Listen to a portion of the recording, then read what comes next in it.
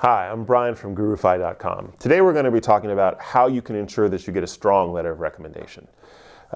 This is a topic that I feel strongly about because as a former professor, as someone who's applied to graduate schools, and as someone who's worked in the admissions world, I've seen common mistakes that people make, and importantly, I've seen good letters and bad letters, and I understand some of the mechanics about how you go about writing strong letters, weak letters, good letters, bad letters. I have written strong letters for people, and I have written weak letters from people, and there's a series of things to think about as you decide who to ask to write a letter of recommendation, how to ask them, and what to include in that letter of recommendation. The first thing to think about is who to ask. Now, one of the most common mistakes that you see people make with letters of recommendation is that they don't actually ask someone who knows them.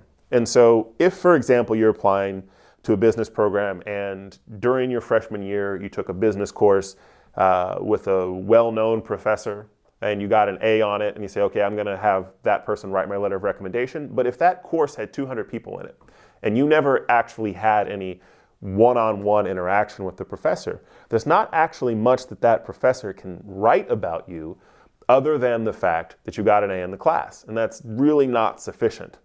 So the first thing you want to think about is, does this person actually know who you are such that they can write a good letter? What does it mean to ask if someone knows who you are?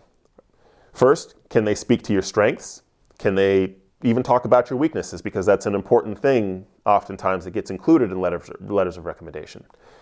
Can they tell a specific story about you? Can they reference some of the work that you've done for them? The same thing, incidentally, is true in professional settings. You don't want to go to the CEO of your company if he's never met you, or if you had only passing interactions with him. You're much better going a little bit further down the ladder, but having someone write a letter who can talk at length and in detail about the things that you've done. The second thing is, and this should be obvious, but it's a mistake that a lot of people make, is that you need to make sure that you go to someone who has no reason to be subjective about your application. And here's what I mean. I have actually seen people apply using letters of recommendation from a parent. Now, I can tell you that there's no weight whatsoever that I'm going to put on a letter of recommendation from your mom or dad. They love you. They're going to think wonderful, glowing things about you. So if it's someone who has a relationship with you where they're certainly going to be subjective just based purely on that relationship, parent, relative, something like that, then don't go to that person for a letter of recommendation. And then the last thing to consider is, does this person have the kind of stature or position or reputation that will put a positive light on your application? Now, to be honest, this is the least important of all of these things because, as I've noted before, you're much better going lower down the ladder and having your immediate supervisor write you a letter of recommendation if he knows you and can talk about you, as opposed to a CEO who's never met you. But all things being equal, if you do have someone who is a leader in their field, who is a name that people would recognize and respect, then it does make sense to go to that person for a letter of recommendation. Second thing, how do you go about asking for a letter of recommendation? Now, when I was a professor, one of the things that would annoy me to no end is if I would just get an email that says, Johnny Doe is applying to Wharton and has requested you to write a letter of recommendation. Johnny had never contacted me. He just sort of assumed that I would do it. Now, it's true that writing letters of recommendation is kind of part of the job of being a professor. That being said, you still need to go through the process of actually asking. And here's a couple of things to think about with that. First, if you can ask in person, do that. So if you're in the same city, knock on a door, talk to the person in person. If you can't do it in person, do it on the phone. And if you can't do it on the phone, only then should you do it over email. Okay? And there's a couple of reasons for that. First, it's simply good manners. You're asking a favor from someone, so I understand that even in this electronic world, that a lot of times these communications are done in email or text, but if you can actually sit down with the person, the other thing that comes from that is that you can actually have a conversation about what you think your strengths are, what your positioning as a candidate is, and they can then shape their essay to make sure that it's complementary to your broader application.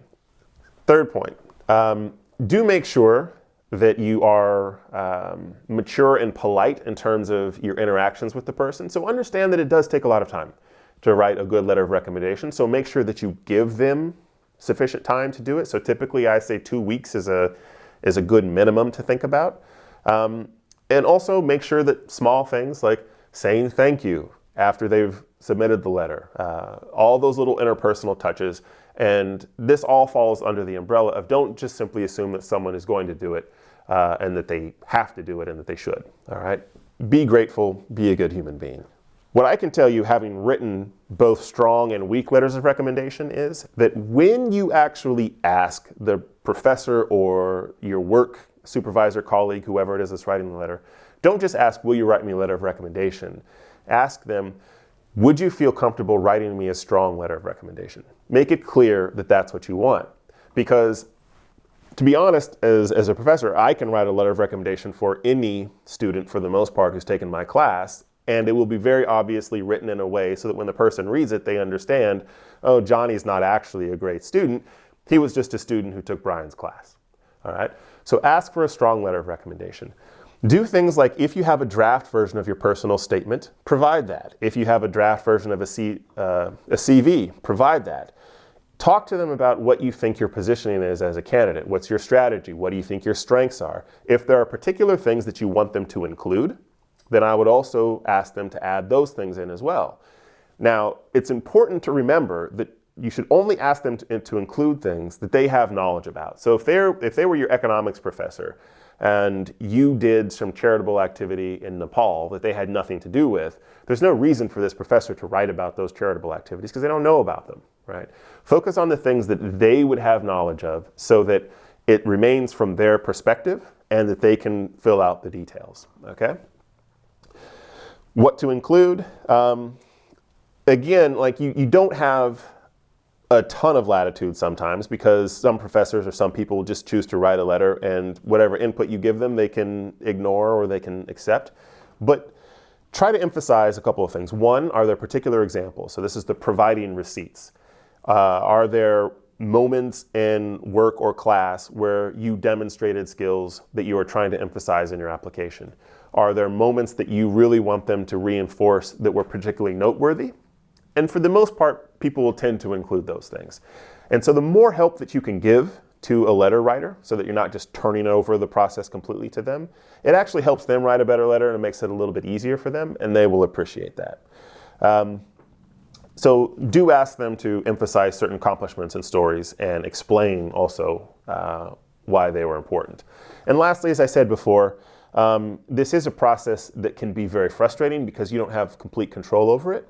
But do respect the process from the point of view of do everything you can to help your letter writer write this letter. But at the end of the day, also understand that they are going to be the ones who are ultimately going to set the conditions under which the letter is going to be written. So if they want you to, for example, submit a draft of that letter to them that they will then revise and rewrite, that's fine.